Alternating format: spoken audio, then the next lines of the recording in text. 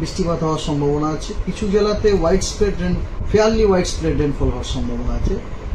সেই জেলাগুলো হচ্ছে আপনার বাঁকুড়া, হুগলি, পশ্চিম মেদিনীপুর, পূর্ব মেদিনীপুর এবং ঝাড়গ্রাম।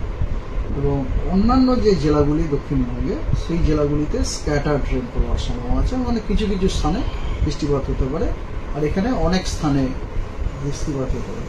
আর উত্তরবঙ্গে কেবলমাত্র দার্জিলিং এবং কালিম্পং এই জেলা দুটিতে বিক্ষিপ্তভাবে দু এক জায়গায় হালকা বৃষ্টি হওয়ার সম্ভাবনা রয়েছে।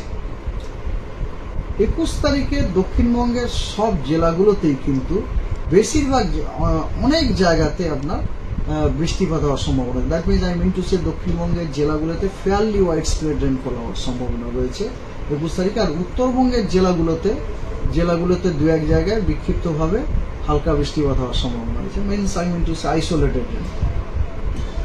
22 তারিখে দক্ষিণবঙ্গের আপনার পূর্বের যে জেলাগুলো মেনলি, যেমন ধরুন মুর্শিদাবাদ, নদিয়া, উত্তর 24 পরগনা, দক্ষিণ 24 পরগনা, এছাড়াও আপনার পূর্ব মেদিনীপুর, পূর্ব বর্ধমান, বীরভূম, এই জেলাগুলির অনেক জায়গাতে বৃষ্টিপাত হওয়ার সম্ভাবনা আছে বজ্রবিদ্যুৎ সহ।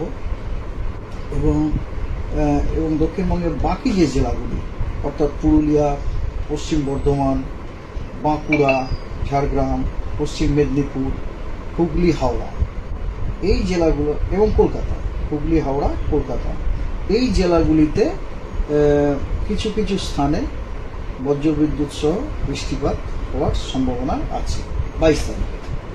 আর এই যে বৃষ্টিপাতগুলো বলছেন, এটা কি মানে দিনভরের ব্যাপার নাকি সাদা সন্ধ্যের পরে?